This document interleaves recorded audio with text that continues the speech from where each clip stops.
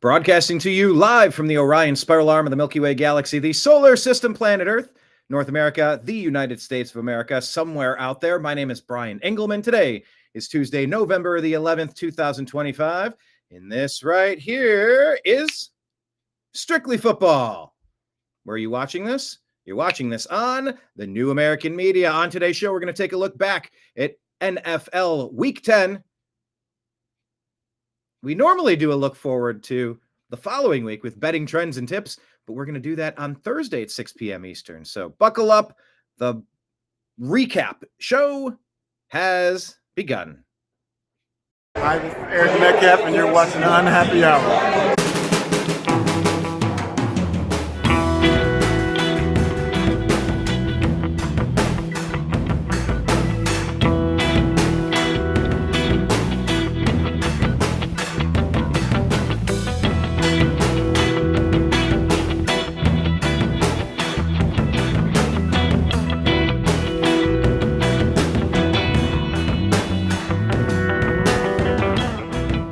New American Media is proud to present a division of the Unhappy Hour sports show, Strictly Football.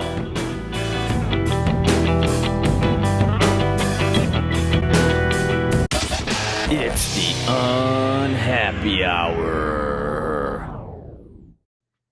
Thank you all for being back. Yes, we finally do have a little bit more movement on our NFL head coaching carousel, and we're going to break down all these stories and more on today's program. Mr. Mike Bara. Hey, how are you, sir? How are you? Welcome. Good to be back. For the review show before preceding the preview show, which is Thursday. Preview show Thursday, 6 p.m. Eastern, with Jim's betting trends report. Of course, let's bring in Jim Mitchell. Jim with the betting trends fame. How are you, good sir? Good, Brian. What's up, Mike? Jim. Doctor. Jim's not happy with Dr. me. Howard? I talked him out of his parlay. I think I talked him into losing his parlay this week. So. Oh, yeah. Look, God bless you, Mike. To be fair, no man can ever talk another man out of a conviction that he truly holds deep. Right. If he can be swayed by another man's opinion, then it really wasn't truly a strongly held conviction, I would say. So don't beat yourself up too much over it, fellas. I'm not. No, not at all. It is money. Yeah, it's just money. You can always make more. Ez'Ryel Pickens, how are you? Good, sir. Ez'Ryel Robinson. Good. Glad to be back. Glad to have you. Yeah, you had a family thing on last week's show. Happy to have you. Well, that hair is getting tall, sir. You ever see Kid and Play? Nope. You don't know Kid and Play?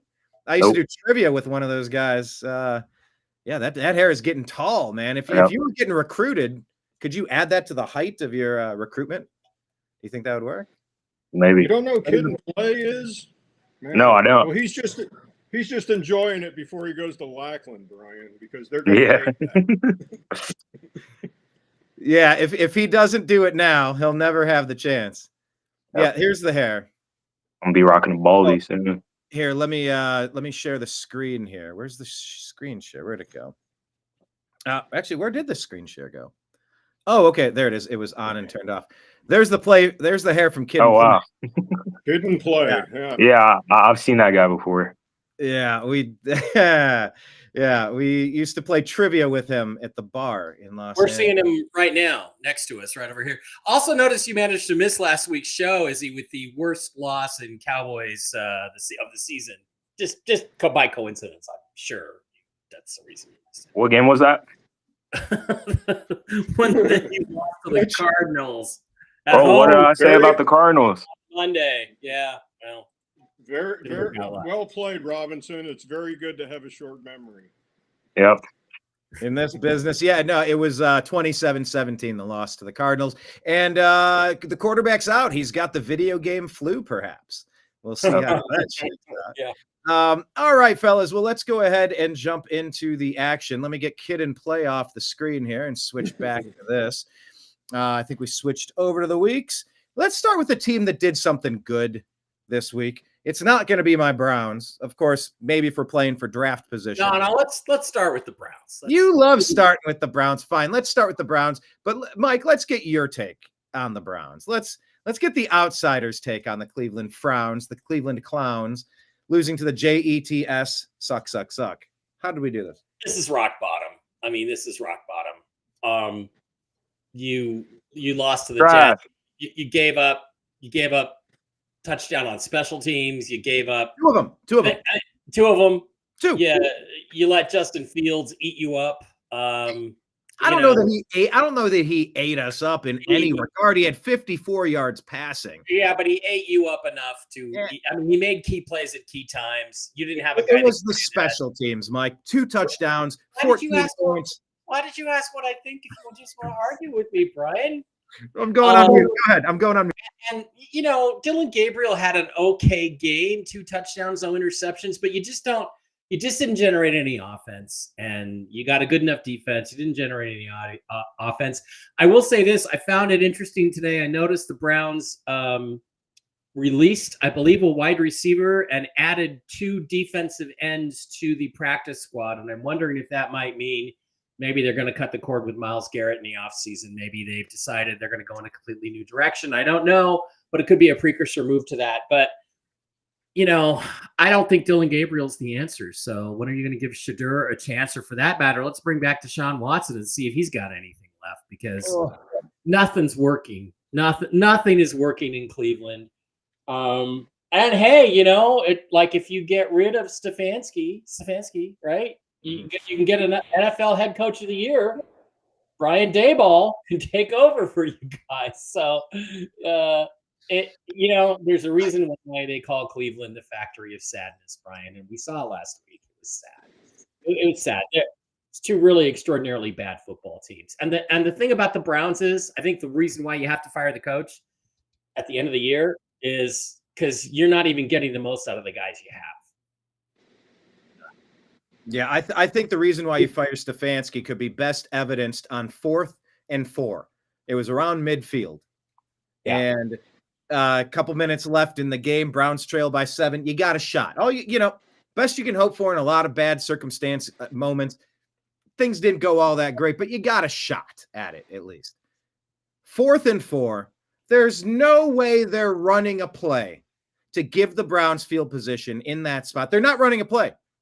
Browns lineman jumps offside. That's coaching. That is coaching right there. That is just inattention to detail. Sloppy play means sloppy coaching. You never jump on 4th and 4 at midfield, trailing by 7 with a couple minutes left in the game.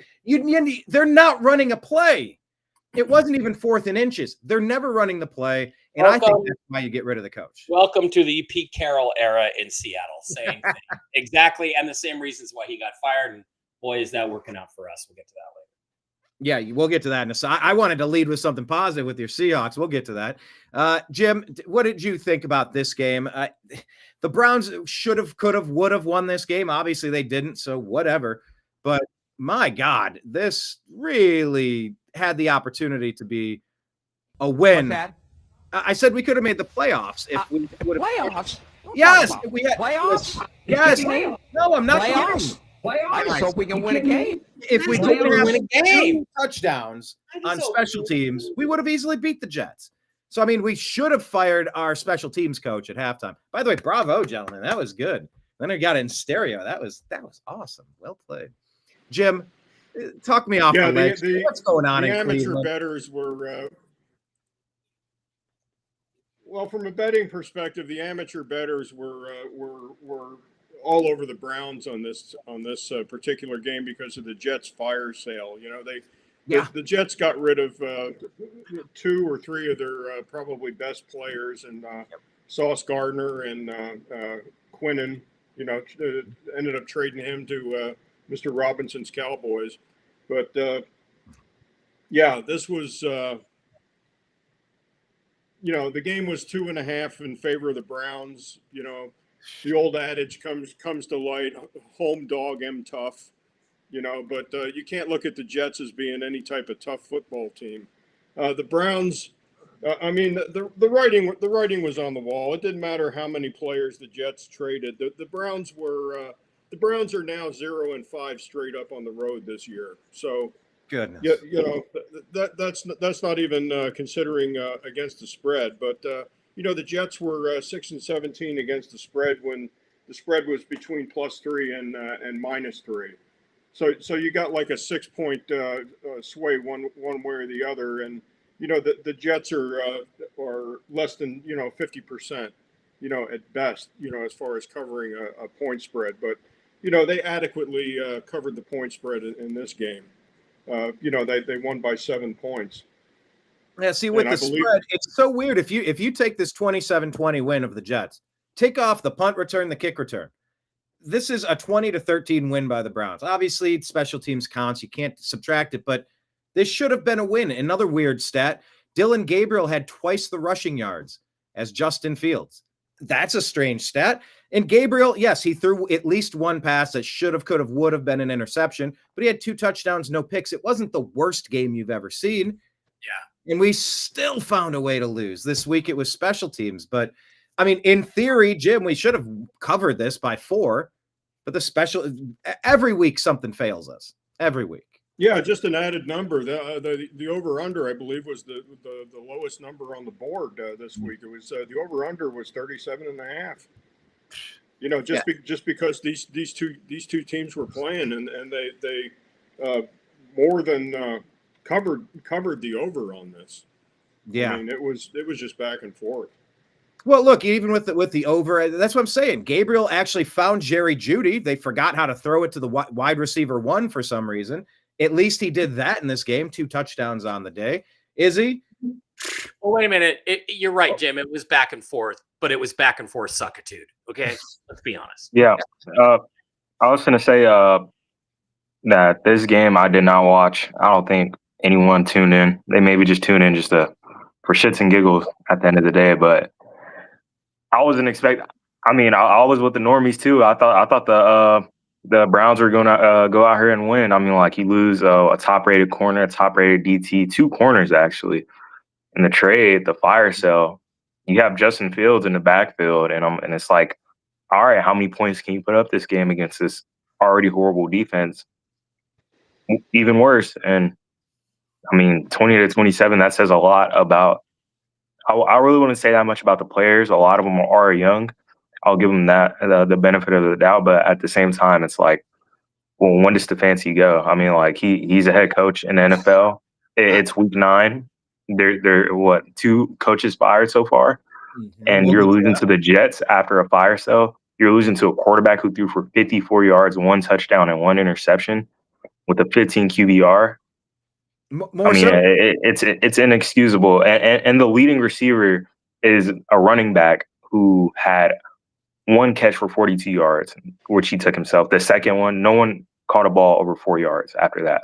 And by the way, all good points, Izzy. After a bye week, we had an extra week to prepare to come out and lay this egg. We had an extra week to do this, and special teams didn't even show up. Like I said, take those 14 points off the board, we win, but you can't do that. We are what we are. You can't do that. A loss is a loss and a win is a win, and you guys lost, and to literally the worst team in the league on paper. So, I mean, like I said, just there needs to be some firing happening within the internal circle of the Cleveland Browns, in my opinion. Kevin Stefanski might as well be Kevin Epstein at this point. You just wonder how much blackmail he has on the owner. No good reason why he hasn't been fired, Mike. But look, you guys swapped out your coaches. You swapped out your quarterbacks. But it's pointless to do it at this point in the season. You may as well let it run out. And all that's going to happen is he's going to give you more reasons for people to support him being fired. So, but he's been handed a shitty deck. I defend my number 3, just given the shitty situations he's been in. I think Stefanski's been handed a shitty, just shitty cards to play. Yeah, I can agree with that, but he doesn't seem to show any passion. I mean, like, you can't. I mean, I can understand being there for a while and be like, damn, like, I don't want to be here anymore. But he, as a leader, as a coach of a football team, he shows no passion, no aggression, no spunk of life to give to his team. He goes into interviews. When are you going to start Shadur? Why is this wrong? Why is that wrong? He just stands there and he just gives you the most regular answers. No, it was my fault today. It was this person's fault. We need to work on this. We need to work on that. It's literally nothing. I mean, I don't see him as a leader, as a head coach ever again after this season. So, and it's not like, even, my bad. I'm not even worried about Shadur starting anymore. I understand that they're saying they might put him in towards the lower end of the season to see what he can do, but are the starters going to play? I mean, is 4 weeks enough to see if you need to go out and get a quarterback in the first round next year? I mean, you don't know, and it's just a horrible, horrible coaching and general management staff, in my opinion. I think if I'm the owner, who is the owner again, Brian? That is Jimmy Haslam, but he'll say Jimmy and D Haslam. They're quick to say. I think I go to the coach and I tell him, you give him an ultimatum. You either start Shadur Sanders this week or you're fired. Take your pick and see what happens. Because you're right. I think you're right. I hadn't really looked at that, but it's almost like his answers are almost like Pete Carroll word salad or Mike McDaniel word salad. It's pretty hilarious, really. So he's torn apart. Kevin Stefanski is ripped on in the Cleveland media. You know what? We got to get better. We just got to get better. He says the same shit that doesn't say anything, and that's fine when you're Bill Belichick winning AFC championships and multiple Super Bowls. You can say whatever you don't want to say, but when you have real, legitimate questions that need to be answered, you got to give us more than what we've given. And when you say that Stefanski was given a bad deck, here's what Stefanski was given: prime Nick Chubb, prime Denzel Ward, prime Myles Garrett, Baker Mayfield, Jarvis Landry. We had a pretty good thing going until he couldn't get along with Baker. And out of ego, they ran his ass out of town, sold the farm and 3 years worth of first-round draft picks for Deshaun Watson. That has Kevin Stefanski's failure all over it, his fingerprints all over it. Talk about Lifetime Achievement Award to give Steve Nash an MVP in basketball, or maybe Jose Ramirez this year for the Cleveland Indians. A lifetime achievement because you've been in the top 3 MVP voting all these years. Finally kick him one. Come on. You got a lifetime fireability moment for Kevin Stefanski fumbling the bag like he did. You look at Baker. Yeah, they lost this week, but come on. It's obvious who was right and who was wrong, and it wasn't Stefanski being right. Yeah. Lizzie, you were trying to jump in? Okay. Brian, does this look like a quasi tank job to you, or losing to the Jets? Not at all. No. I mean, is there malice in this? I mean, is this preconceived? Because the Browns aren't exactly real astute at draft picks. This year we did good. Our draft picks this year. You know what I'm saying? We had like 5 really good picks this year. First time in a very long time. But what are they doing with the picks? No, this year we did. And by the way, we'll get to that with Jacksonville because the Heisman winner, he's off the board. He's done for the season, I believe. Yep.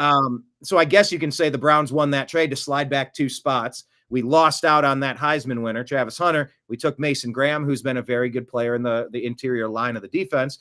And we have Jacksonville's first-round pick next year. But I don't really see it as tanking. I lived through that. That was the 0-16 season when we had a perfect winless season parade.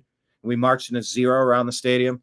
It was 0 degrees and -16 wind chill. It was epic. It was crappy. It was craptacular. It's exactly the middle finger that Jimmy Haslam needed. But that was a tank job. That was, we're going to empty everything out of our cabinets, every player, everything. And we just want to acquire picks, and we're going to hit a relaunch. And that's when we got Baker. That's when we had Myles Garrett. That's when we had Nick Chubb.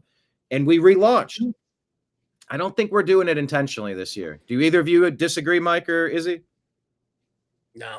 I just think we don't have it. And we had enough to beat the Jets except for the 2 special teams touchdowns that kneecapped us. So, I don't particularly see it as intentional, Jim, but Emmanuel Clase is facing 65 years in prison for rigging a baseball pitch or 3. So, I mean, is it possible anything could be rigged? You're damn right anything could be rigged. I wouldn't put it past. Cleveland Indians. Yep. Clase and Ortiz. Yeah. I guess they popped Ortiz first, and he kind of ratted out Clase, and they still can't find Clase. We'll see how this story ends up. And it's too bad because we were going to trade him away for a bunch of picks and players.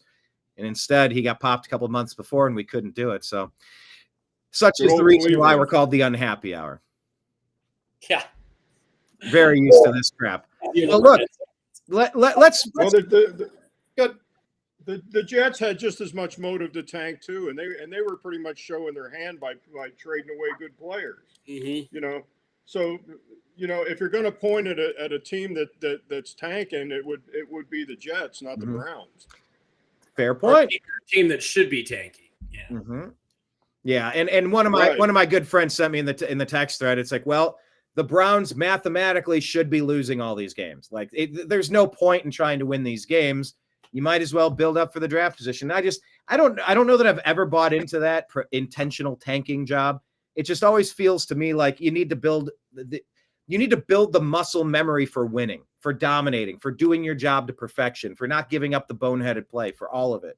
So I don't know. The only real true tank job I ever saw was the 1983 Houston Rockets to get Ralph Sampson, who was one of the biggest pussy number 1 overall picks in history.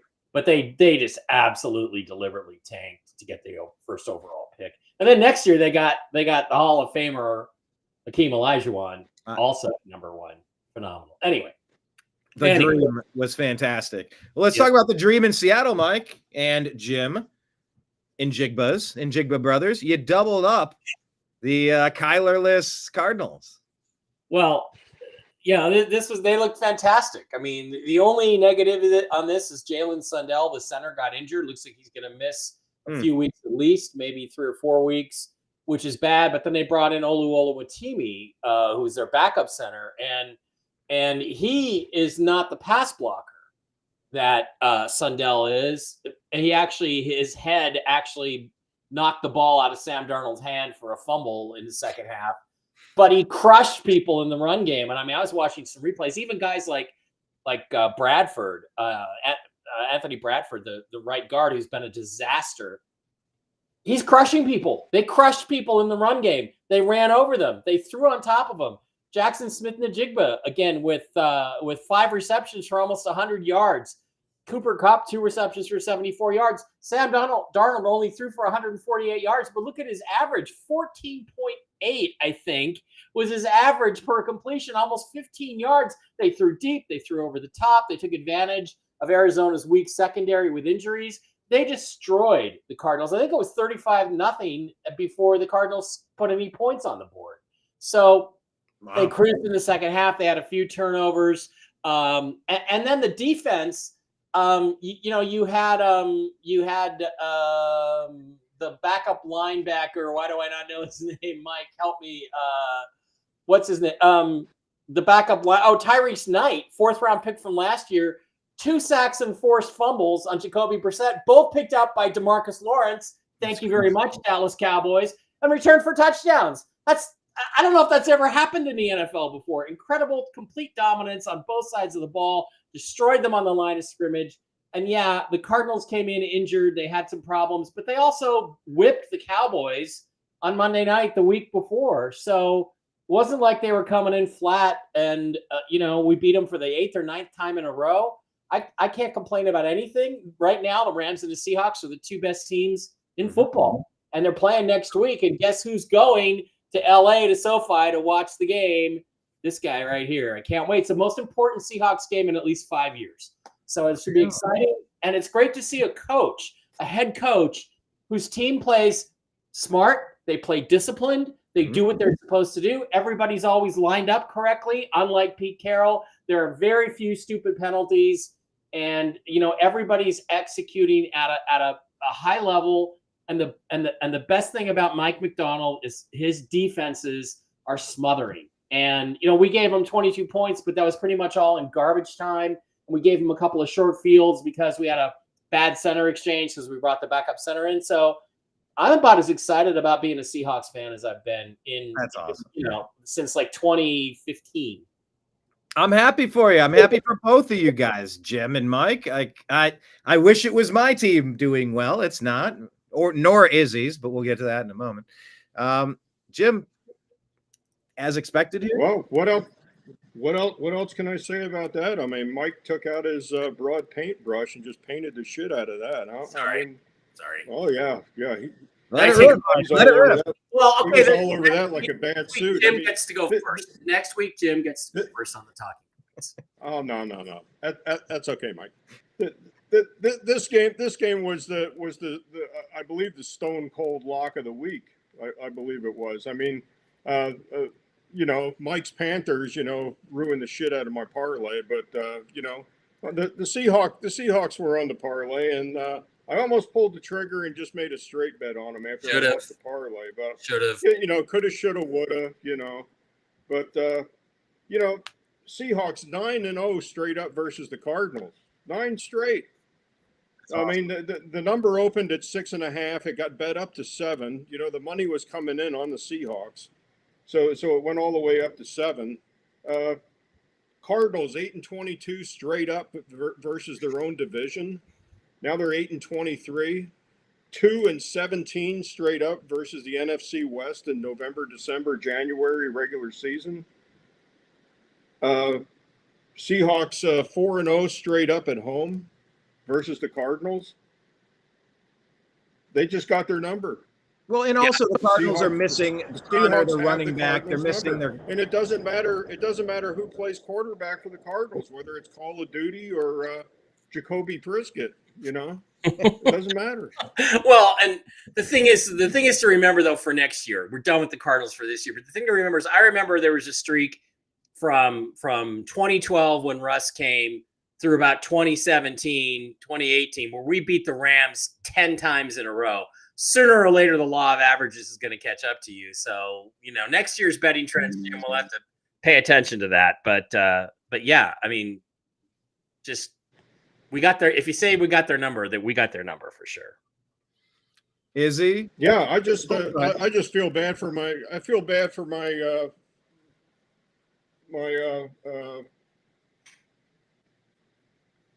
Yes. Doesn't matter. It's something Mike said to my stepson Dave, and he. Oh yeah. We went to we all went to a concert Dave, one night. And Dave's a Cardinals fan. And Mike said, "Well, who's your favorite team?" He says, "Oh, the Cardinals." And Mike just stares at him and said, "I'm sorry. The Cardinals suck." Yeah, I said that. And I also said, "I'm sorry." All right. You know how many times I've been reminded that my team sucks? I'm so used to it. Izzy, your team sucks, but what about this one here? Do you like Sam Darnold, or what's going on with the quarterback? It's a team win. Everybody played their role as best as they could. Defense played awesome. DeMarcus Lawrence got 2 touchdowns, scooping scores. The running backs ran the hell out the ball. 5 yards per average, both combining for 28 carries. Sam Darnold's job was eased off with him today. On Sunday, 10 for 12, 178 yards. He didn't throw the ball a lot. Jackson Smith in the Jigba, he's still showing that he's the best receiver in the league. So, it's just like a complete team win. Everybody played their role to the best of their ability. And the Cardinals didn't do the same. Trey McBride showed up. He had 127 yards and a touchdown. Besides that,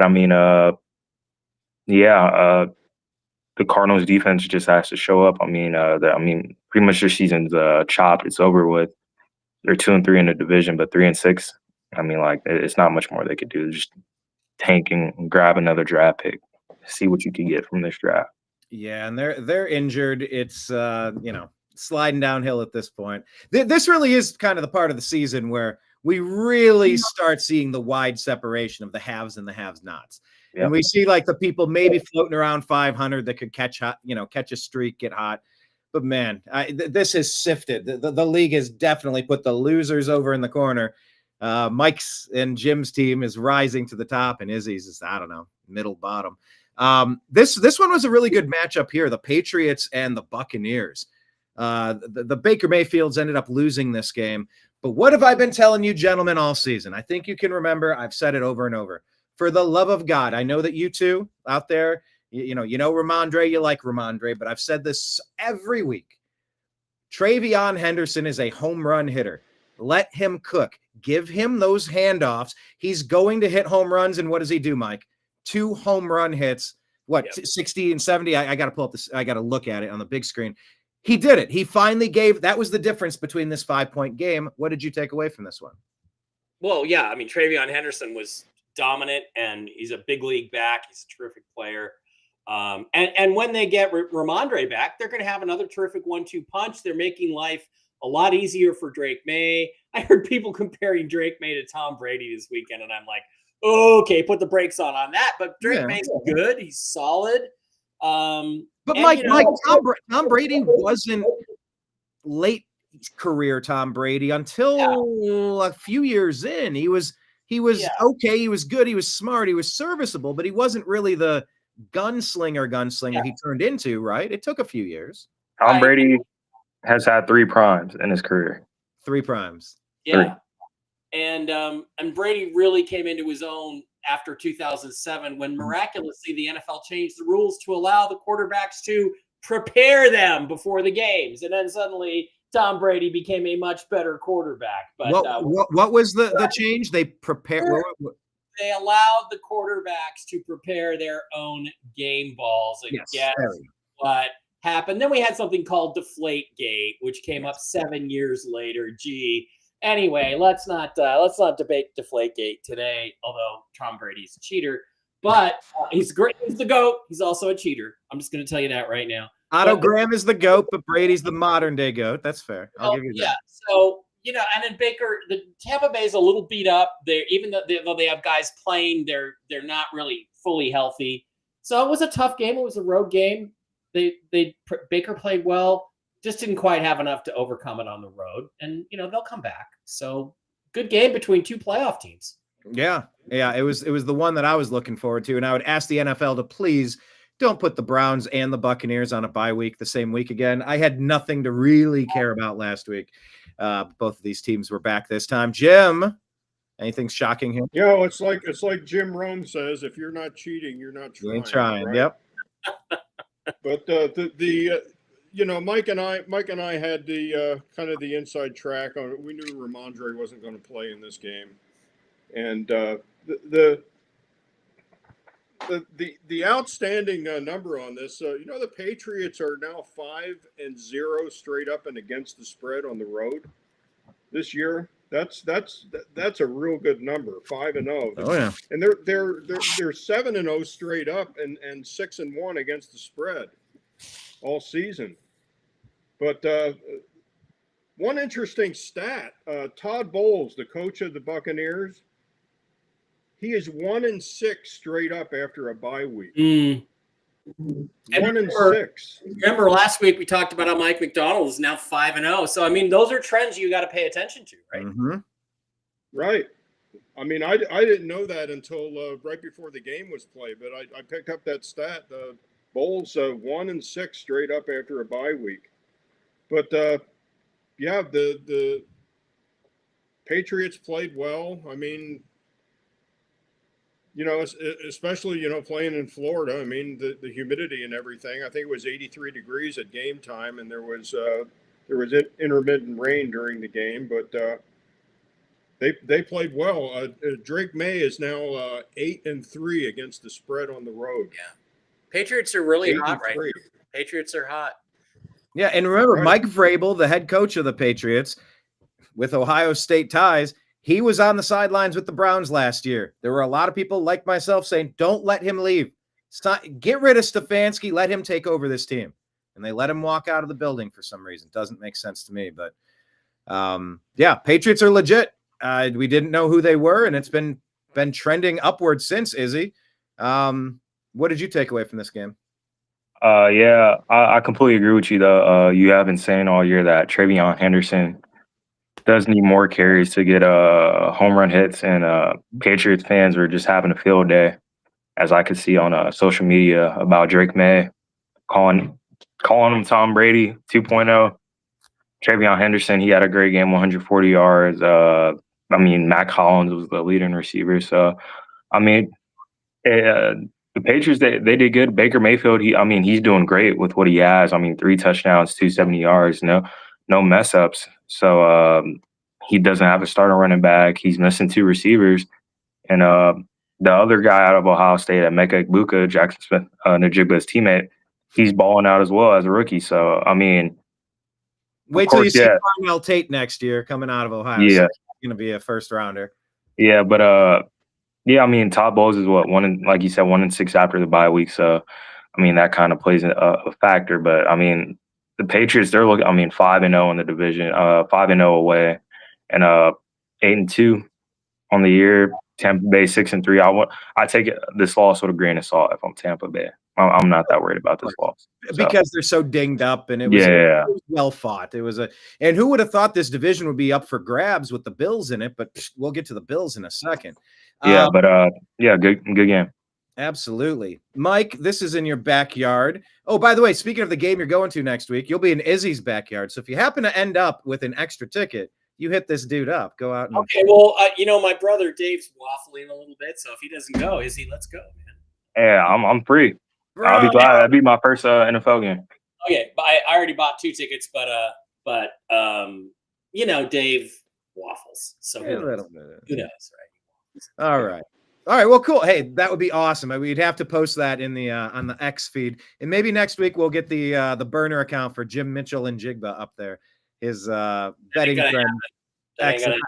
I'm gonna start it. I'm gonna put it up there. We can just post the stuff. We don't have to do much with it, but I have a vision. I have a grand vision for this. Okay, what I was getting at though was Los Angeles being in the backyard, the Rams game over the dinged up 49ers. Mike, this is these are 2 teams you follow very closely for obvious reasons.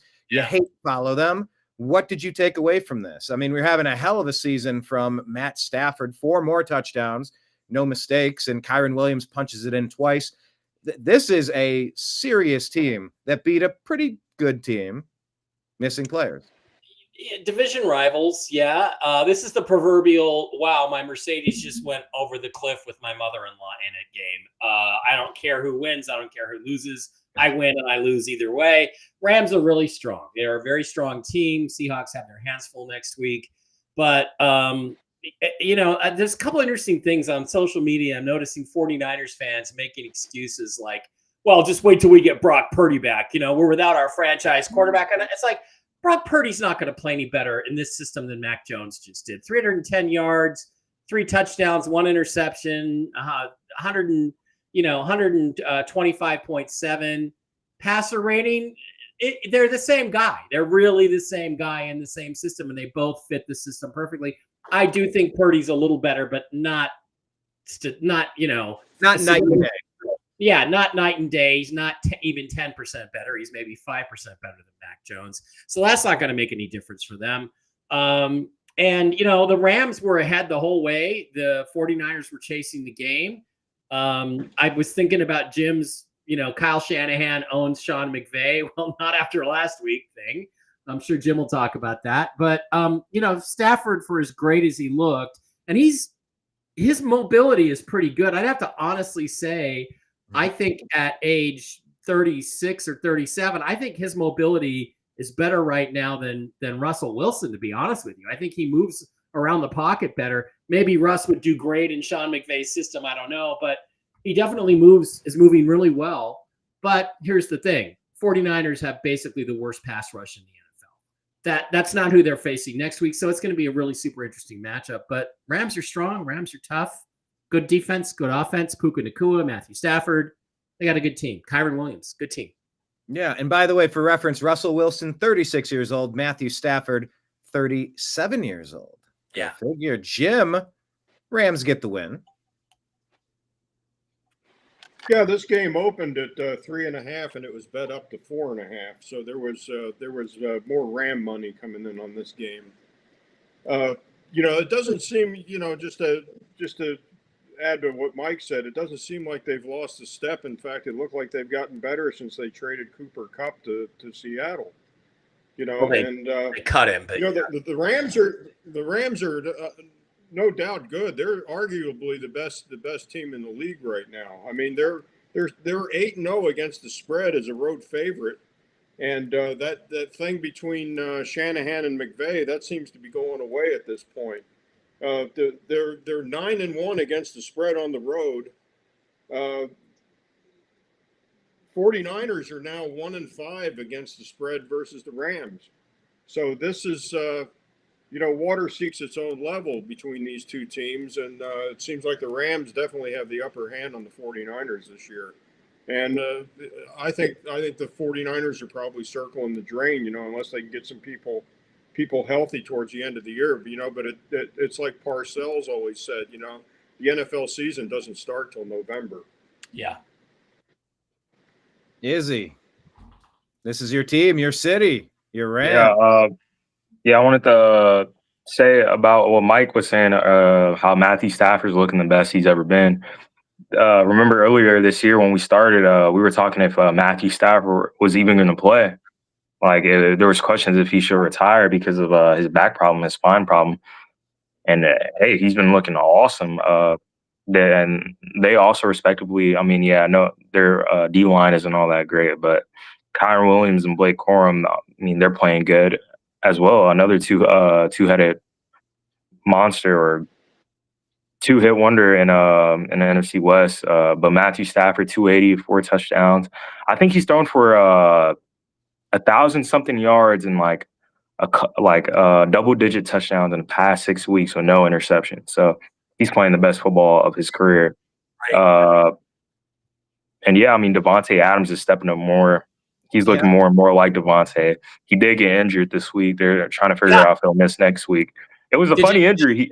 He came in and he did. He tried getting a route. He didn't even get touched. And he's like, people were like, he's getting too old. But that's what happens when you're 50. It doesn't usually happen when you're 36, like Devontae. But when you end up being the old guy at the dance club, at the nightclub, that's what happens. Shaking that tail feather. Damn, I shouldn't have.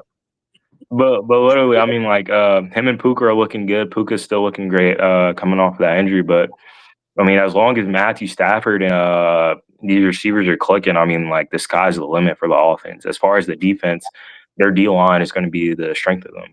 Their DBs, I wouldn't say they're all that great, but as long as the D line gets there and makes the pressure, I mean, it's a tough time for the 49ers. But yeah, I agree. Mac Jones, he had a wonderful game. I mean, you can't do a lot better. 33 for 39, 3 touchdowns, 1 interception, but 319 passing. I mean, you can't do a lot more than that. Christian McCaffrey. Mike, you did sum that up really well. Sorry, Izzy, to steamroll you there, but you did sum that up. You're like, even if you get Mac Jones, swap him out for Brock Purdy. It's no difference. Doesn't of the other. If you have a 300-yard touchdown, is Purdy going to give you a better game than that under those circumstances? I don't believe so. But hey, I mean, you still got he's throwing the ball to Christian McCaffrey, George Kittle, Jawan Jennings. I mean, like he's getting the ball to where the playmakers can make it happen. But I mean, the Rams are just a better team at the end of the day, and the way better team by the box score. So, right. All right. Well, let's move on to 2 other good teams. Packers drop this one 7-10. Not a lot of scoring, Mike, but these are good teams. 2 good NFC teams. Are they? Izzy doesn't think so. Well, let's talk about it. I didn't see anything to make. Look, I'm just going to tell you, Seattle and the Rams would both beat both of these teams like 34-20. Not even blow them out. The way the way those 2 teams are playing. Now, granted, you don't want to be playing your best football in week 10 or 11. You want to be playing it in week 17, 18, 19, 20, 21, right? Those is but right now, the NFC is Seattle and Los Angeles, and Philly and Green Bay are somewhere behind them. And frankly, I think Green Bay's fading. I mean, I think I heard today that Jordan Love hasn't thrown a touchdown pass in 73 attempts. That's not good. They've got injuries. And when they lost their tight end, I forget his name, terrific tight end, he's gone for the season. What is he? What's his name? You're muted. Tucker Kraft. Sorry. I got to help the old guys here. When they lost him, I think they lost a huge part of their offense, and he's just not effective. And I will say this, Hurts and Love looked a lot better than Bo Nix and Geno Smith did on Thursday in an identically awful 10-7 game. But they don't look very good, either team. And I think right now, I don't know where they're seated. I think the Eagles are 1 or 2, but they're really the third and 4th or 5th best teams. I'm not even sure the Packers are going to make the playoffs.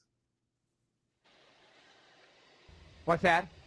We said the playoffs. Don't talk about playoffs. You kidding me? No, I wasn't. Playoffs. Yes. I just hope we can win a game. Me too. I was hoping as well. That was a nice subtle. I just waited. Yeah. I was sitting there. Nudge. I'm not sure the Packers are going to make the playoffs.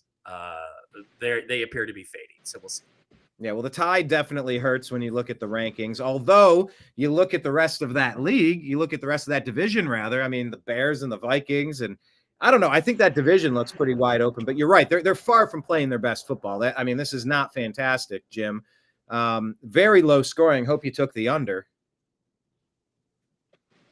Oh, I'm not great with over-unders. Did not take the under, but it obviously was under. The number on the over-under on this game was 44.5. Pretty big number. The glaring stat on this is Nick Sirianni is now 7-1 straight up and 5-2-1 against the spread off a bye week. So Nick Sirianni is real good after a bye week. The Eagles are also very strong against the spread. The past 30 games, they are 20-10 against the spread. So they're a good spread team to bet, especially if you can probably pick them up early in the week before the number starts going up. All right. Izzy? I mean, yeah. I mean, these are two pretty good defenses. I mean, going against each other respectively. But I mean, both quarterbacks they didn't have a great game. I mean, the running backs didn't have a great game.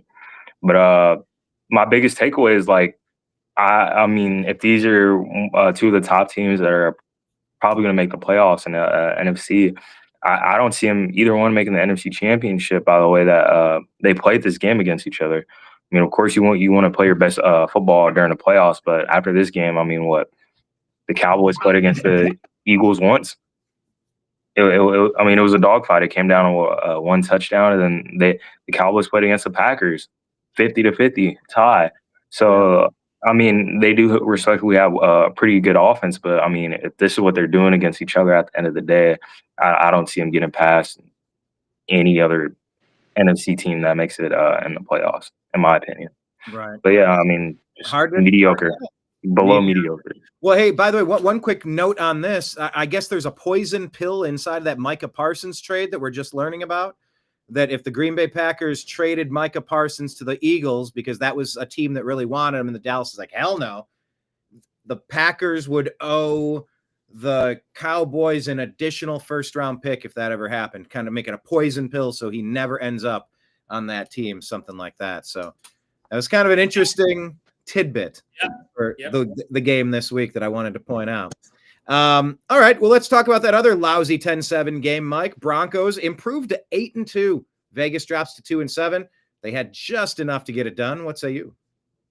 Well, last week at this time, I had $100 burning a hole in my pocket. I won the previous week.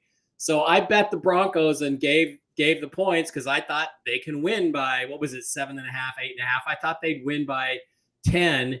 And what I didn't, and look, Thursday games are tough, but a lot of teams come in and they play a fairly normal game on Thursday.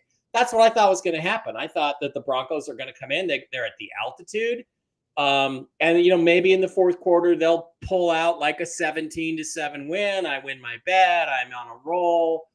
But no, that has to be one of the worst games I've ever seen. Some of the worst quarterbacking I've ever seen. Bo Nix was beyond terrible, and it's not even reflected in his numbers. 1 touchdown, 2 interceptions. What does he get? 200 and some, did he get 200 yards? No. 100 yards. Go ahead, Brian. I'm sorry. I apologize. I can tell you how bad he played. He was my starting quarterback in my fantasy football league, and he crushed me. Gave me nothing. If I had known that, I would not have bet the Broncos. But I mean, he was unable to complete a pass. His passes were 5 yards short. They were 10 yards long. They weren't even close to the fucking receivers. And as much as I like Bo Nix, and I saw him play down here at Allegiant Stadium in the college football playoffs against my Washington Huskies, a Pac-12 championship. I came away, this guy's a first-round pick, and I still think he's a first-round pick, but he made Dylan Gabriel look good. He played like a 5th or 6th round pick in this game. And the only plays he really made, I feel like, were with his feet, and that was only a couple runs. Actually, he had -4 yards, so he didn't do anything. So I'm sounding the alarm bells because this is a guy who's tailor-made for Sean Payton's accurate, short, get rid of the ball immediately to the first read system that Drew Brees was so good at. And he looked absolutely fucking terrible. He couldn't hit the broadside of a barn. some of those throws look like me out there trying to make a pass. So I sound the alarm. I don't have anything to say about the Raiders. They're poorly coached. They have a bad quarterback. It's only going to get worse. They have nobody behind Geno. So Kenny Pickett. Kenny Pickett, one thing I'll say about Kenny Pickett is he's worse than Geno Smith from what I've seen. Geno can at least make the incredible athletic play and terrific throw once in a while. He can't do it consistently, but I mean, and it was interesting because Brian Baldinger, who I like to follow on Twitter, he's really good at doing analysis. Plays down. Yeah. He was showing how the Seahawks offensive line was just crushing people. And he also did an analysis on the Raiders, and he just said, look, the Raiders just make too many stupid mistakes to win football games. They jump, they make the wrong assignment, they make the wrong read. And I'm like, welcome to the Seattle Seahawks 2017 to 2022. Or whatever it was, 2023. That's what we lived through with Pete Carroll. He's sloppy. He doesn't pay attention to detail.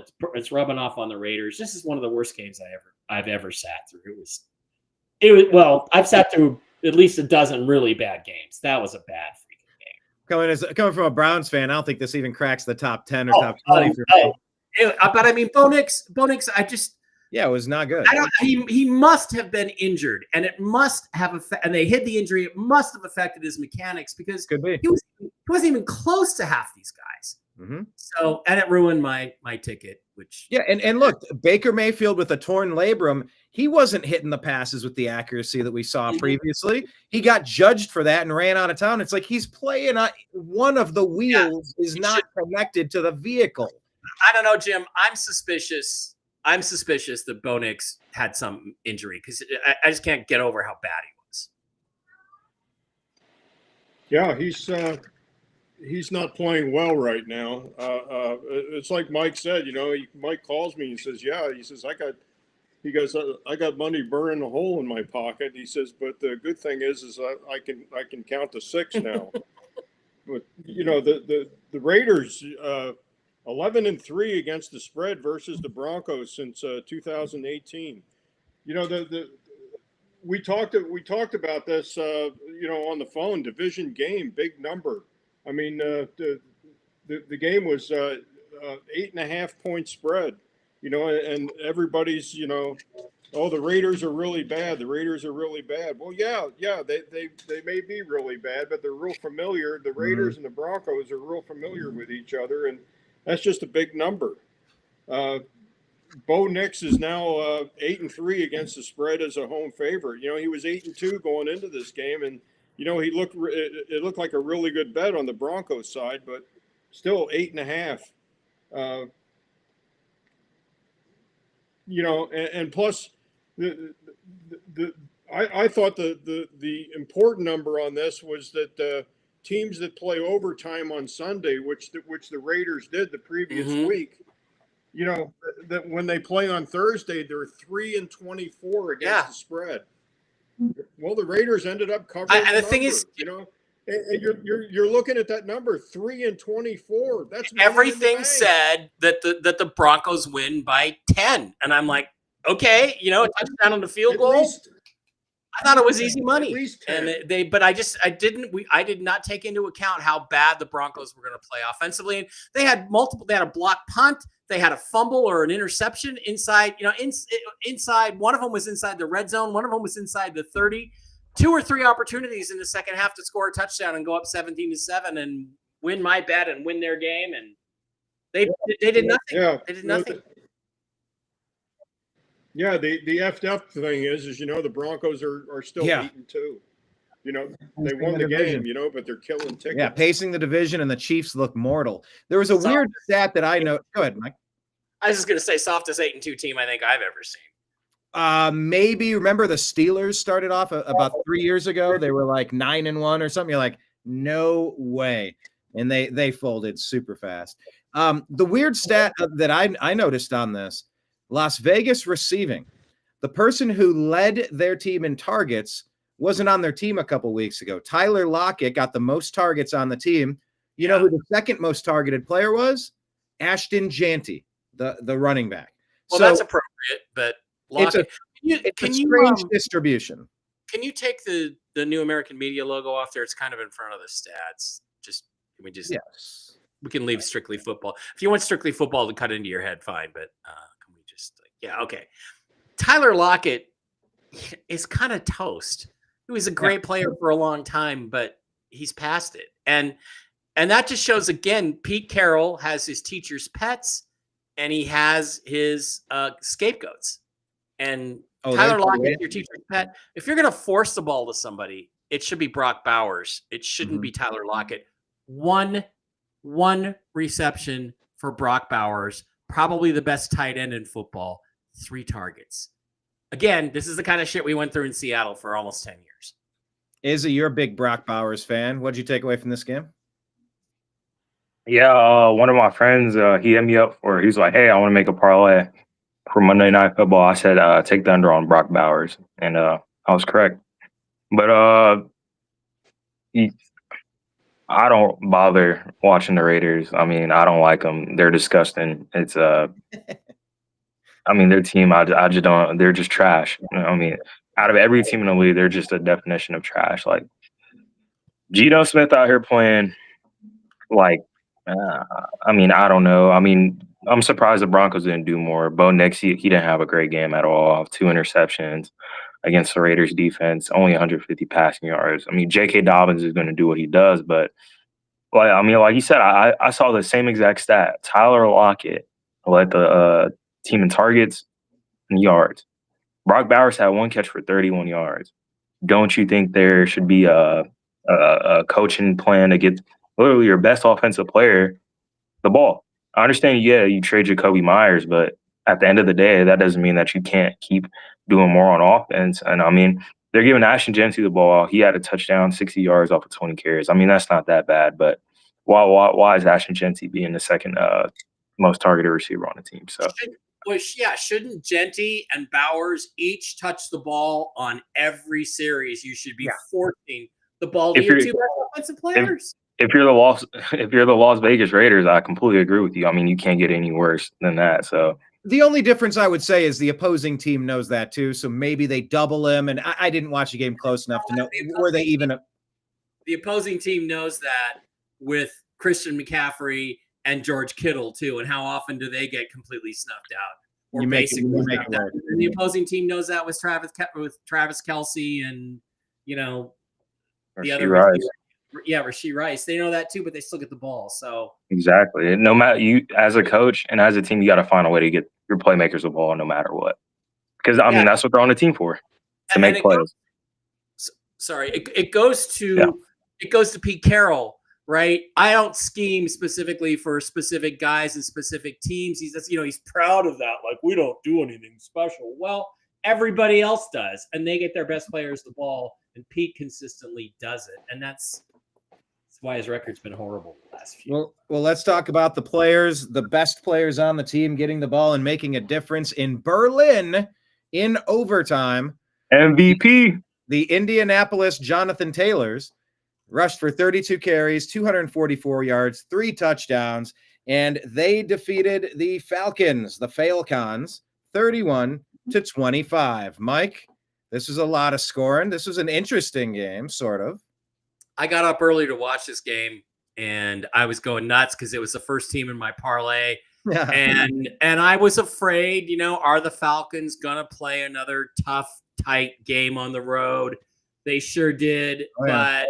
But Michael Penix didn't play that well. But Bijan Robinson and Tyler Algier are the best combo running game in this league. The speed. Algier's speed is like phenomenal. But Jonathan Taylor is just Jonathan Taylor. And he's the MVP, no question. He's absolutely should win the MVP this year. He's got to. And there hasn't been a running back that's won the MVP since Sean Alexander, and he deserved it. But Adrian Peterson. Did Adrian Peterson win it after that? Yep. Okay, you're right. And they both deserved it, but Jonathan Taylor deserves it. I think more than both of those two guys did in their respective years. And Daniel Jones had another bad game. Jonathan Taylor carried him. But here's the thing that bothers me. Like, Indianapolis is good, but Jonathan Taylor basically won this game with 5 minutes to play when he ripped off a 70-some yard drive, 83. 83. 83-yard run. Your team takes the lead by 7 points with 5 minutes to play. The game should be over. The defense let the Falcons come right down and score a touchdown to tie the game. I'm just saying for the future, I think that that's a warning sign for the Colts. They should have ended the game right there. Mm-hmm. Yeah, there's definitely cracks in the armor, if you will. There's weaknesses there, but okay, it's another 8-2 team that is beatable. But yeah, I will concur. Jonathan Taylor is not just the MVP of the league. I'd call him the MVP of my fantasy football league. My gosh, that dude put up, I think, 50 points for me this week. It was crazy, Jim. Yeah, a lot of scoring here. 30, what was that? 56 points between the both. You still lost this week, right, Brian? Your game. Oh, your fantasy. I did not have another great week. It's been 2 tough weeks. I'm in 4 leagues, so I have a little bit of balance. I'm competitive in most of them, some of them. Jim, what say you? Yeah, this game went into overtime. The game opened at 6.5 in favor of the Colts. They did not cover the point spread, although they did win the game. I think the glaring stat in this game was Michael Penix was 1 for 18 on third down. I read that this afternoon. He was not good. He was 12 for 28, and he only had 177 yards in the game. But this game, the Falcons were going into this game 8-21 straight up on the road and 7-15 against the spread as a dog. The Colts were 6-3 against the spread going into this game, but now they're 6-4 against the spread. Yeah, the Colts squeaked out the game. They didn't cover the point spread, but Penix was not good. I think he's is Kirk Cousins still on this team? I think he is, isn't he? Yeah, it kind of makes you wonder, when are they going to the bullpen on this? Yeah. Did you see that? Did you see that episode of Johnny Carson back in the 70s? Which Brian? one? Remember Zsa Zsa Gabor? You got. You look marvelous, marvelous. Yeah, Zsa Zsa Gabor brought the cat, and the cat was sitting on her lap, and he was interviewing her, and she's petting the cat, and she says, "Do you want to pet my pussy?" And Carson said, "Sure, move the cat." First I did with the cats. Carson was great with that stuff because it was always so unassuming. He was such a kindly, gentlemanly host. Yeah, I don't know. Carson had a different type of late night appeal. Midwestern humor there. Yes. Izzy, you don't even know who Johnny Carson is, but you do know the Colts. And I know who Jonathan Taylor is. Tell me about that, Johnny. Yeah. Both teams are playing overseas, so it's a good game. This is by far the best overseas game we've ever had. Tired of waking up early in the morning to watch a 7-10 game. But yeah, Bijan Robinson, Tyler Algier, they've been a 1-2 punch for the past 2 years now. Drake London, he's still playing like Drake London, and Michael Penix. He looked mediocre out there. But as far as the Colts, what is it? Back-to-back weeks for Daniel Jones. He's had mediocre weeks, not so great weeks. Last week he had 3 interceptions. This week he has 1, 255 yards. But besides that, Tyler Warren is the leading receiver. Alec Pierce, deep ball threat. They got a solid group of guys that go around him. But the man of the hour, Jonathan Taylor, 32 carries, 244 yards, 3 touchdowns. What is it? This is week 10 or 11? 10. Last week was week 10, yes. So throughout week 10, Jonathan Taylor has 17 touchdowns and I think 1,400 yards, something like that. 17 touchdowns through week 10, and they still have seven more games to play. Let's go. So can you believe the Colts almost didn't pay this guy after he had a couple of injuries? I remember that. Yeah, they were so afraid to pay him. We're not sure. Yeah. Wow. And he's balling out, and that that's one great thing about him. He's been phenomenal in college. In college, he rushed for over 1,500 yards every season. So he's darn great. And if he doesn't win the MVP, I had this conversation with some of my friends the other day.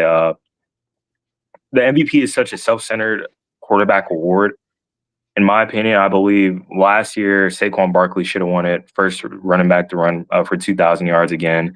The year before, Christian McCaffrey should have won it. He had a phenomenal year. The year before that one, Cooper Kupp.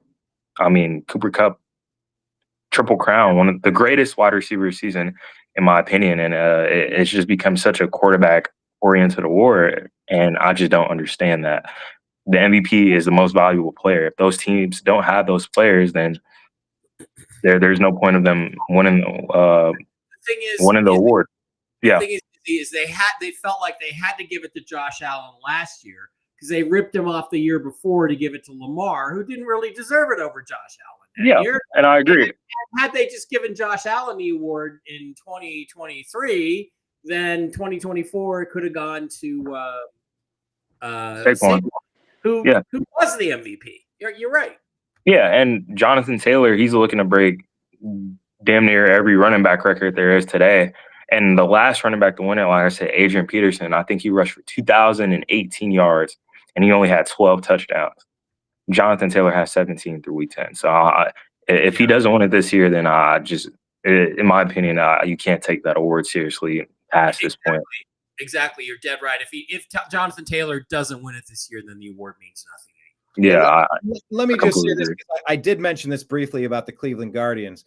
Gunnar Henderson, Juan Soto, Bobby Witt Jr., Aaron Judge, they all had great seasons. But Jose Ramirez, that team was dead in the water. They had to come back from, I think, 15 and a half games out of first place to win the division. Without Jose, none of that happens. At some point, this dude's been top 3, top 4, top 5 MVP voting 10 years in a row. At some point, you give it to the guy for a lifetime achievement. It doesn't always have to be the pitcher or the home run hitter. Sometimes, Brian. Yes, I will. Cal Raleigh. Jim's watching Cleveland. paint dry. Jim's watching his paint dry, but Cal Raleigh. Brian, the difference is there's guys significantly better than Jose Ramirez. There's guys significantly better than Jose Ramirez. I'll put it that way. And at this point, there's players that are on par if you were to equalize stats from a quarterback to a running back, a quarterback to a receiver. But in baseball, in your opinion, Cal Raleigh just hit for 60 home runs. Aaron Judge batting 300. Nobody's come back from 15 and a half games back to win a division. Jose Ramirez was the whole charge of that team. Take him away, we'd be the worst team in the league. He's that valuable, the most valuable to his team. I heard a lot of yapping coming from your mouth, Brian. Cal Raleigh, Golden Glove catcher, historic statistics for a catcher, switch hitter. Switch hitter and catcher. Yep, I completely agree. Great season.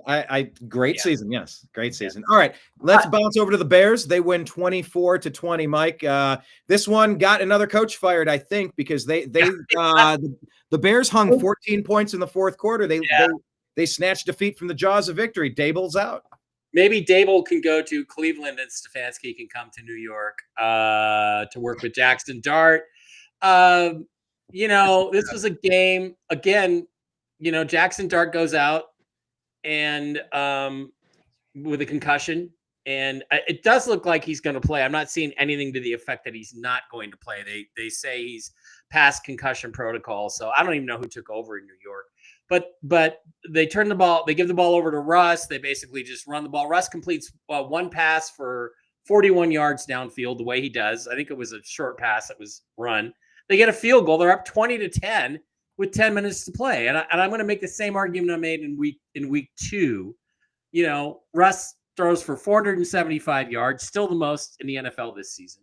3 touchdowns, and you scored 37 points, and you don't win the game. I'm pretty sure the quarterback's not the reason you lost. Same thing applies here. Jackson Dart goes out. Dayball takes the air out of the ball. They run to try to run the clock. They get stuffed. They turn the ball over twice. Not turn it over, but they get stopped twice trying to run the clock out instead of continuing to play their game. And they blow a 10-point lead in 10 minutes. And they got Caleb Williams. And, Caleb only had 1 touchdown pass, but he had another one rushing. This guy's a weapon. This guy's a talent. He still has some developing to do. But remember, there's Aaron Rodgers took him 4 years. Mahomes, it took him 2 years. Caleb is a talent, and he won this game for them. So don't say he's not competitive. He is competitive. Don't talk about his fingernails, Jim. So impressive shit. win for the Chicago Bears, but I can understand the coach or the owner of the Giants going, you're a defensive coach. Your defense just lost us this game. This is the second game they've lost this year, at least third game, because the Broncos game. They were up 19 points in the fourth quarter. Granted, it's at altitude.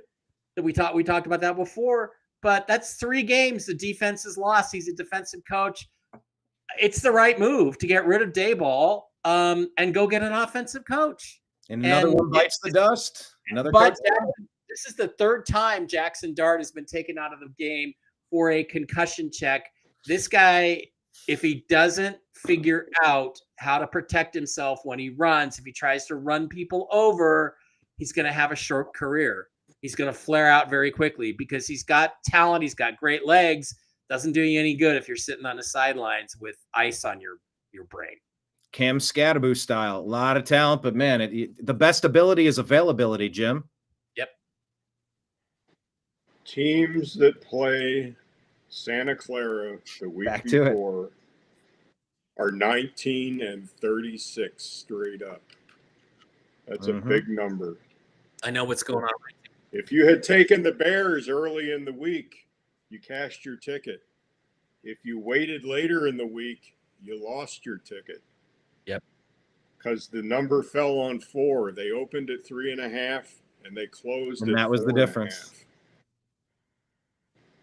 Las Vegas knows. No. Yeah. Know. Big win for the Bears. Giants 10 against the spread as a dog. But the Bears 17-35 straight up. Miserable. Miserable, Izzy. What say you? Unmute. Yeah, I mean, yeah. The problem isn't the head coach. I mean, the quarterback. And Brian Dable got fired. I mean, like, I can still see him coming a head coach in the league, but I don't think he'll be successful. But I do probably see him earning another shot somewhere else.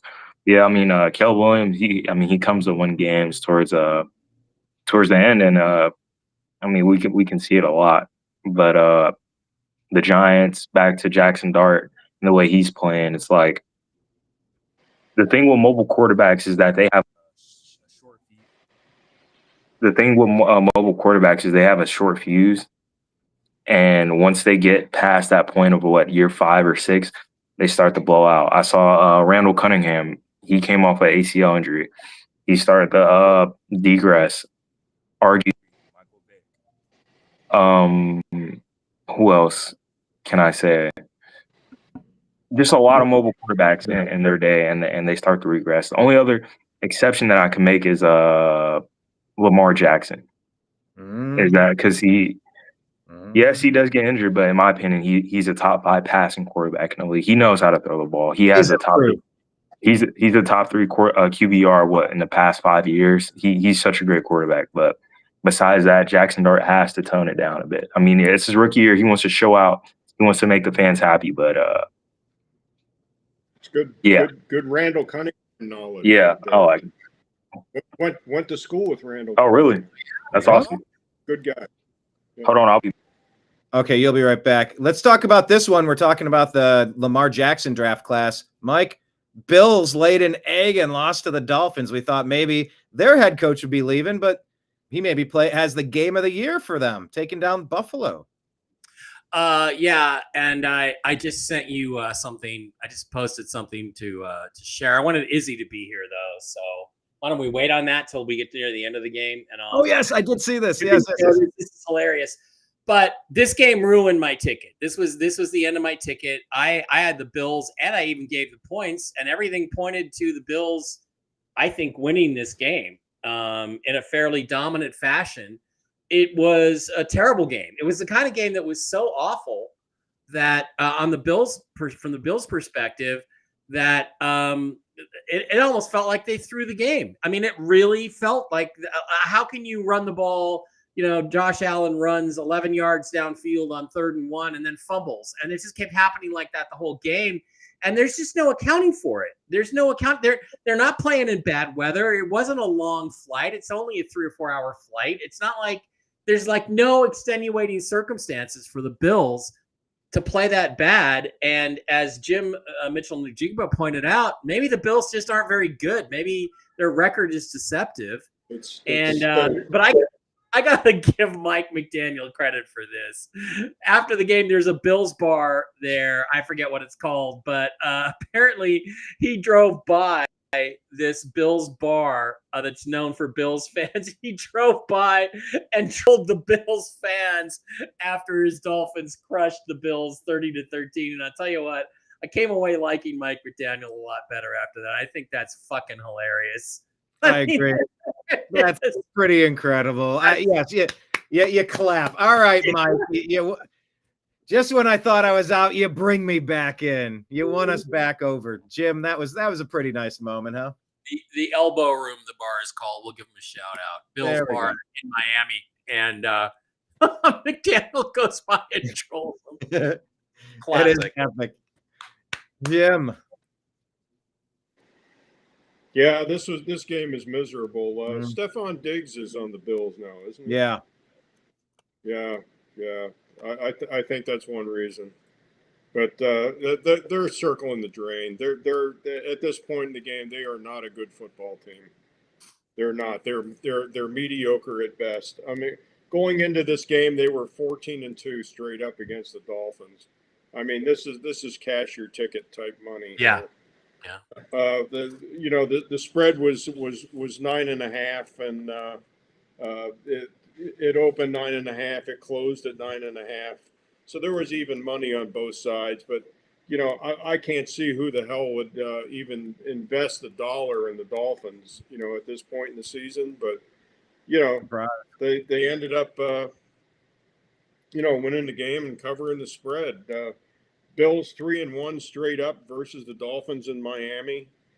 Tua 3-14 straight up as a dog.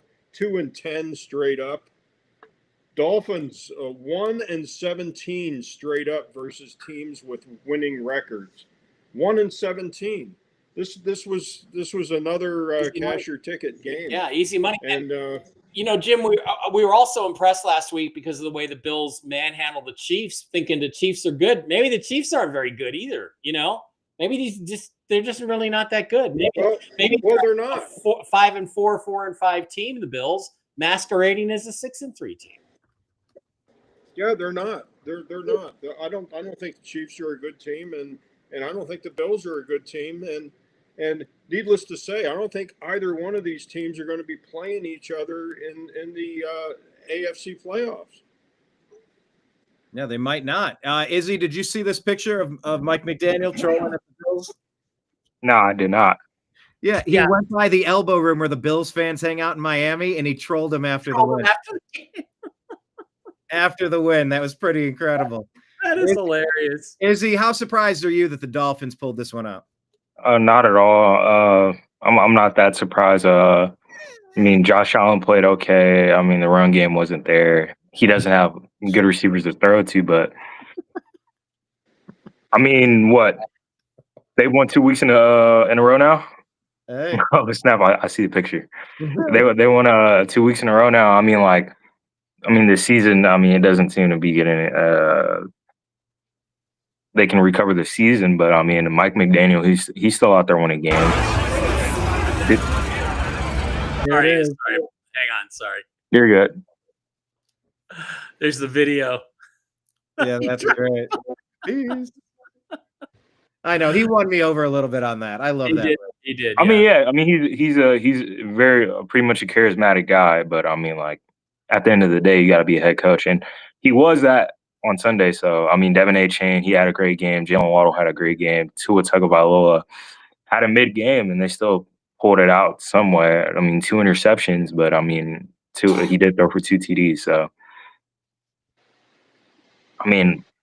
the Buffalo, they can't lose a division game to the Dolphins. They can't at all. It's going to hurt them because the Patriots 13-30, exactly. 13-30, and the way the Patriots are playing, there's just no way you can lose that division game to the Dolphins. They're not going to win the division. The Ramondre Stevenson. Not at all. division. Yep. So Agreed. the Bills got to lock in and find out a way to It's the make up Stephon for what they did. It's the Stephon Diggs rule. They got Ramondre. Well, here's two teams that, I mean, they're fighting for a chance. Ravens beat the Vikings, Mike, 27-19.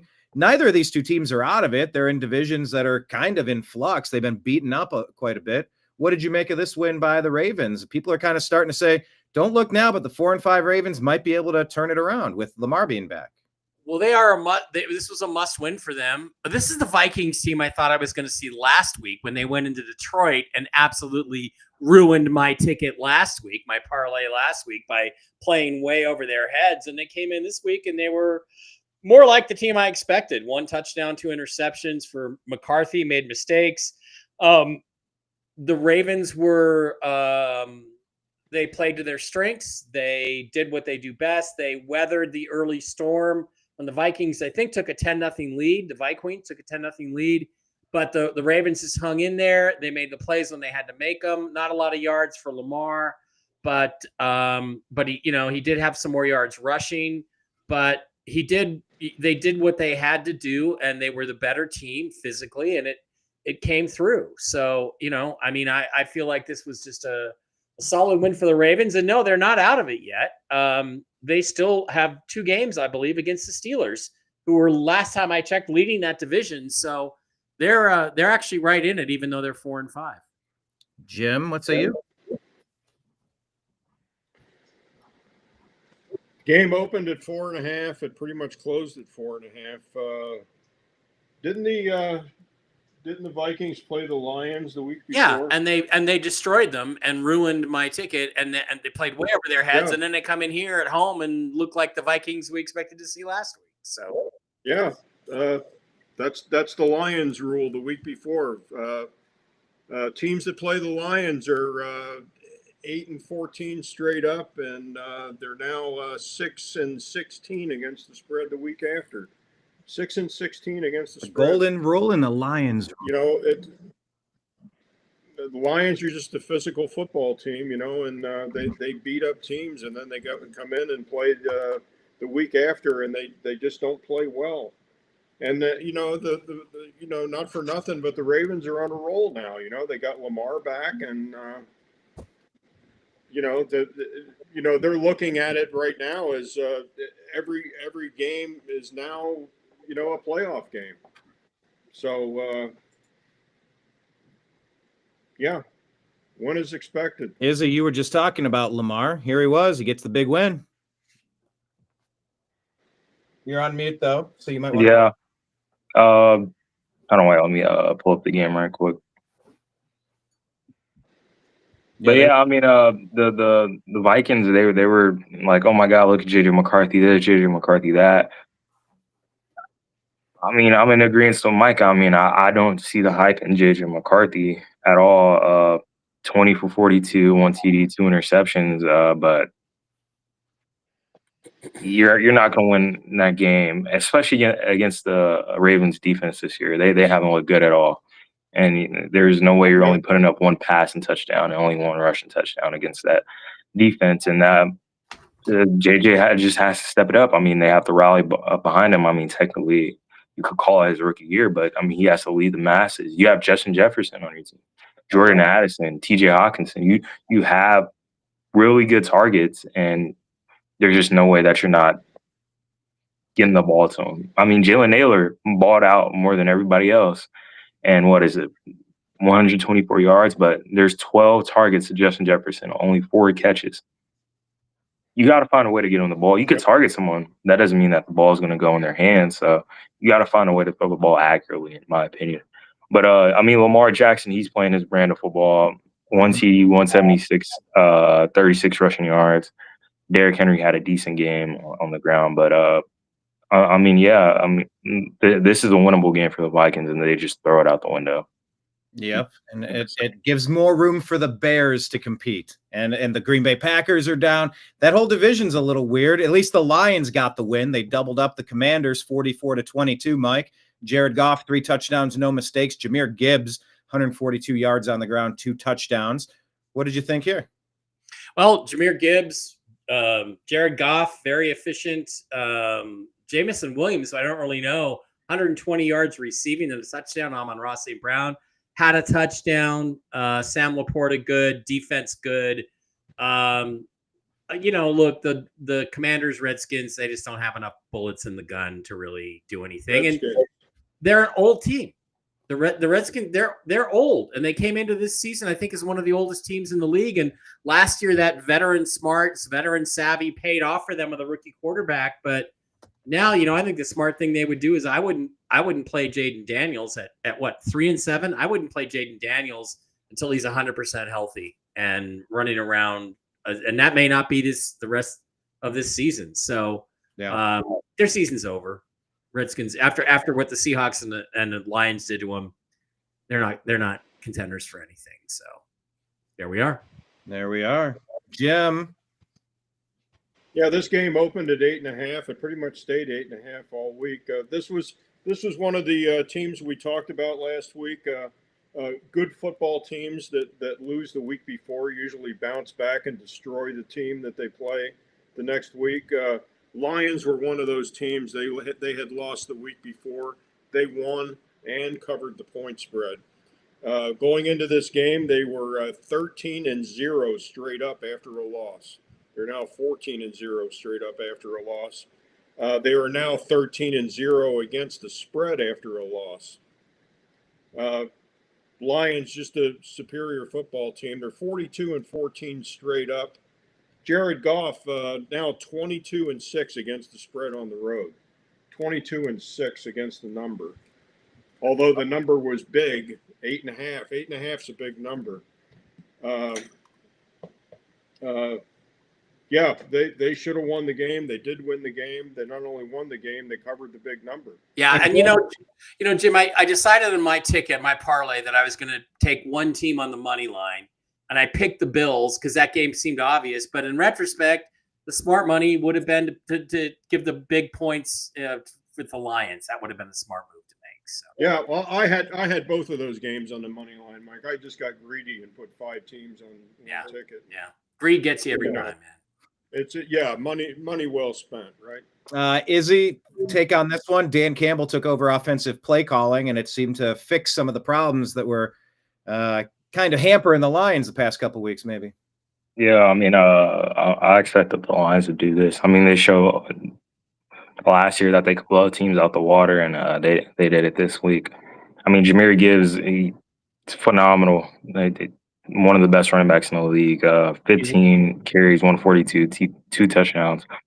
I'm a Jahmyr Gibbs fantasy owner, so I love to see that. Jamison Williams had an awesome game. Respected to Dan Campbell trying to get him the ball. I've seen a lot of clips of him drawing a play just for Jamison Williams to get it. Amon-Ra St. Brown getting in the zone. So I mean, like the Lions are capable of doing this. It's just the matter of what teams they play and on what nights. It just seems against the teams that you expect to be good, they're going to be in a dogfight with them. And then the next week, that team will possibly lose or not drop a lot of points. So it's just a textbook Lions win as far as the past 2 years have been for them. So.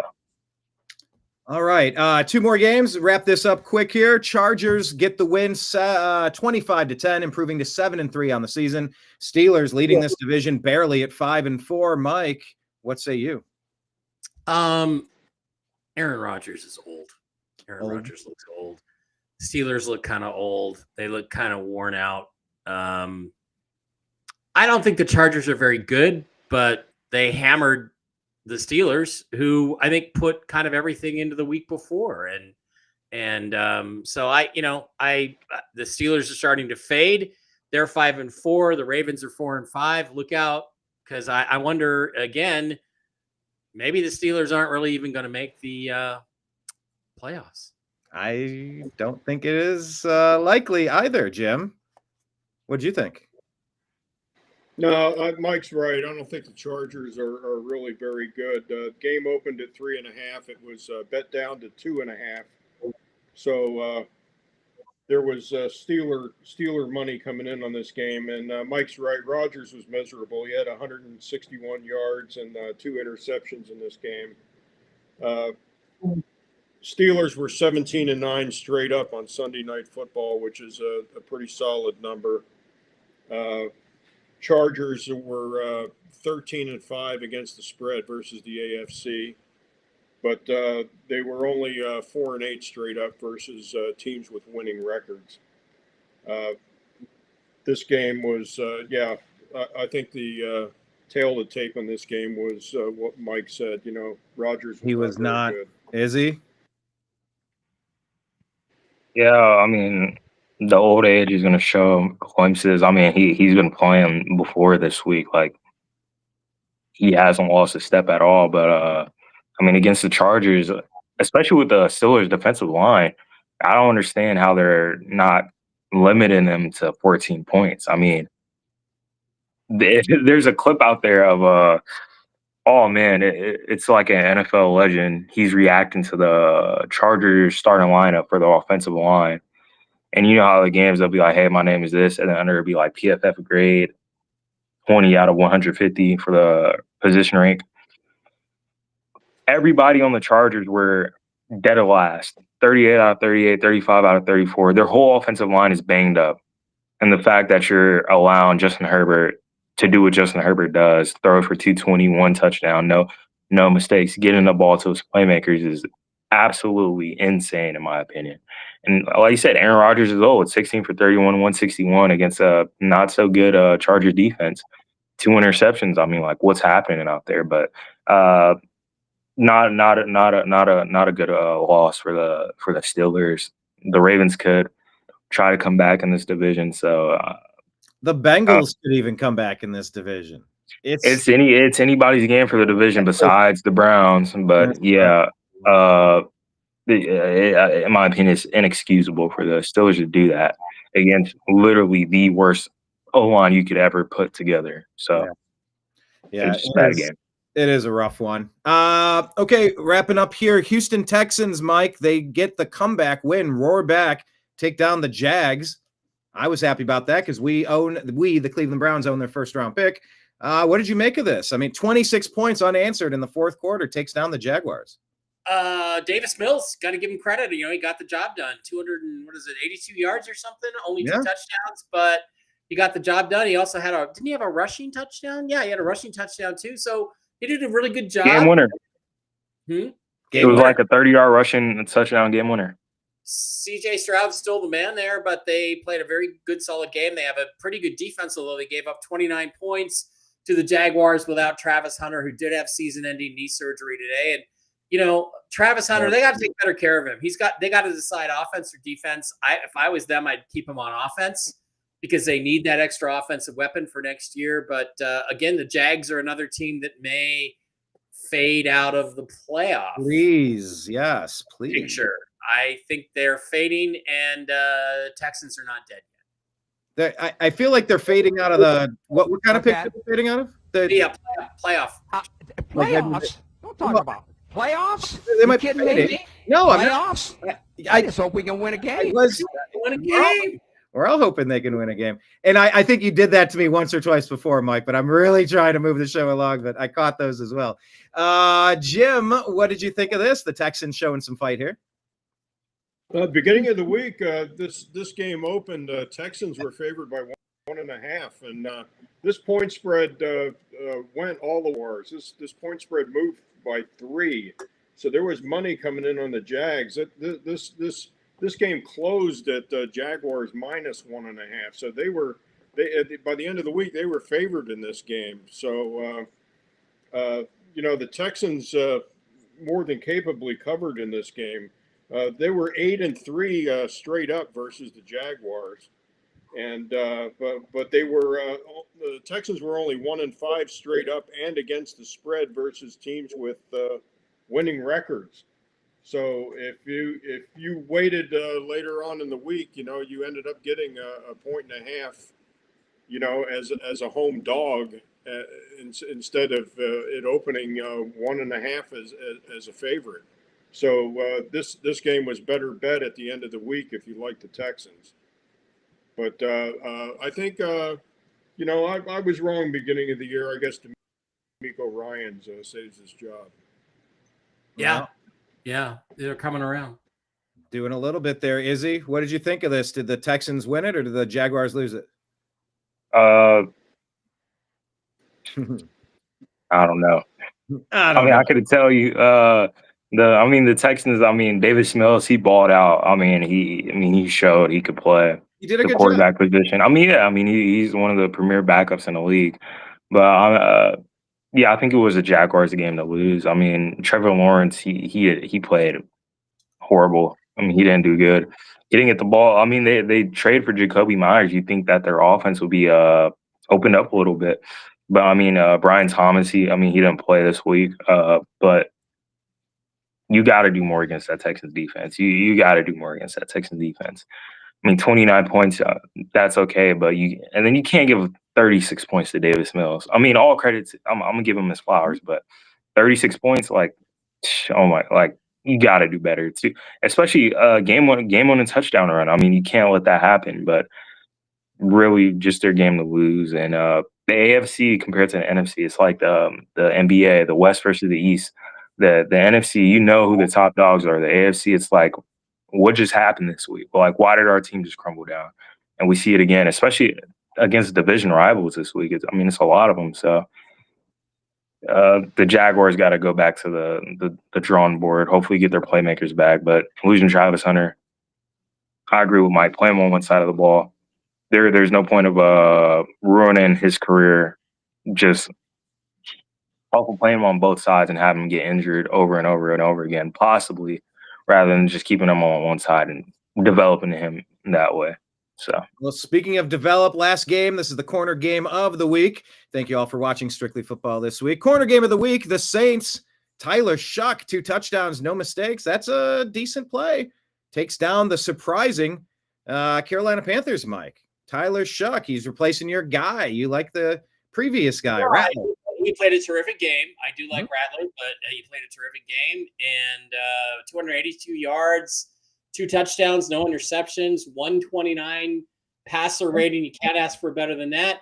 Again, this is why, and I learned something this week, Jim. I ruined Jim's, betting slip for him this week by kind of talking him into the Panthers because I believed who they were the last week or two was who they really were. But remember, you got to remember with bad teams, with inconsistent quarterbacks, I really learned the lesson.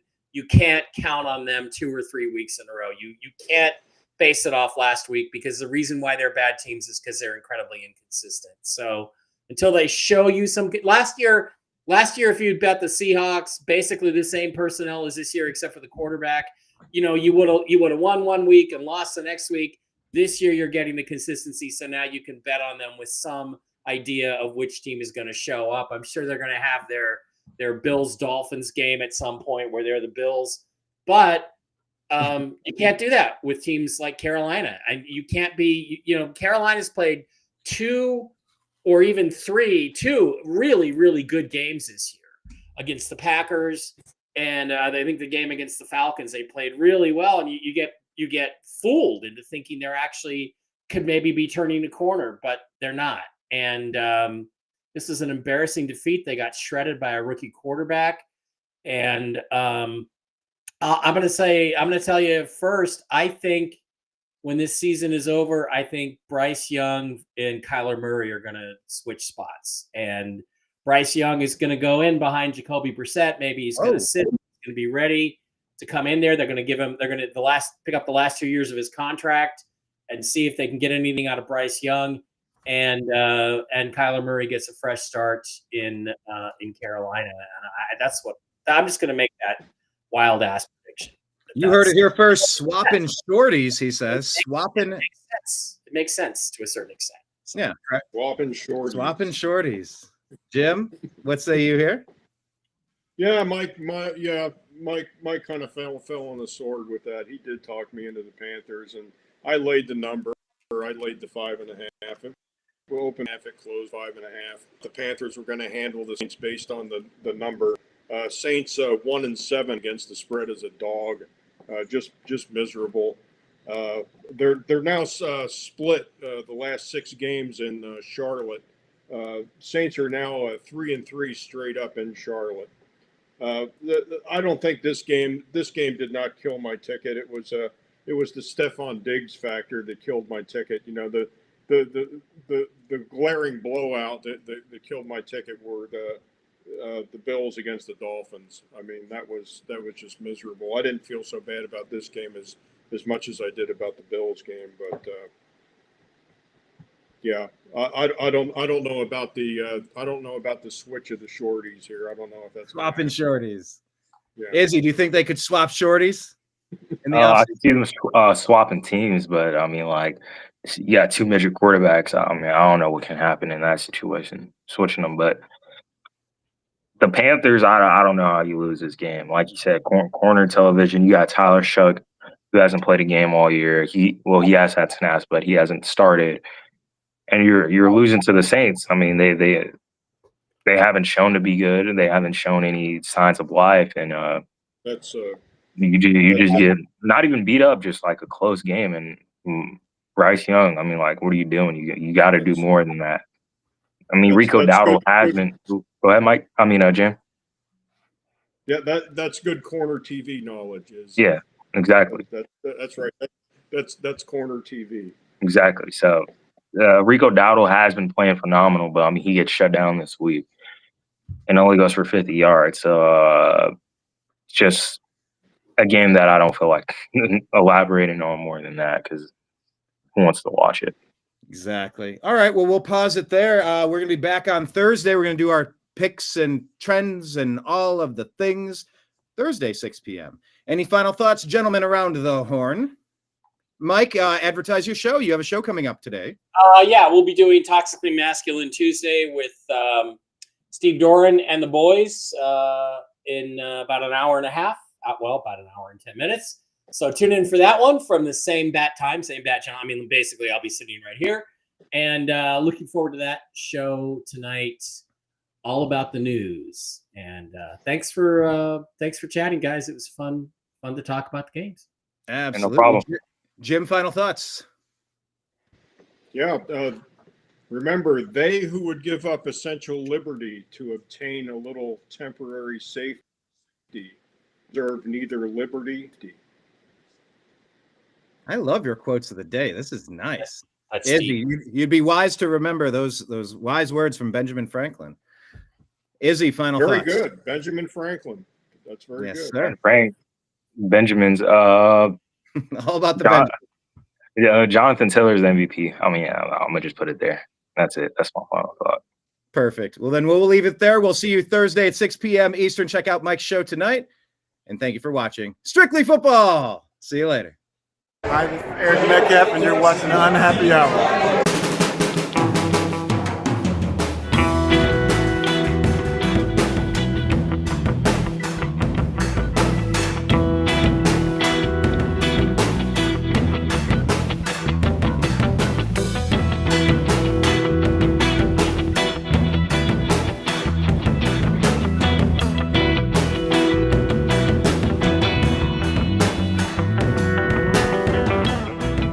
New American Media is proud to present a division of the Unhappy Hour Sports Show, Strictly Football.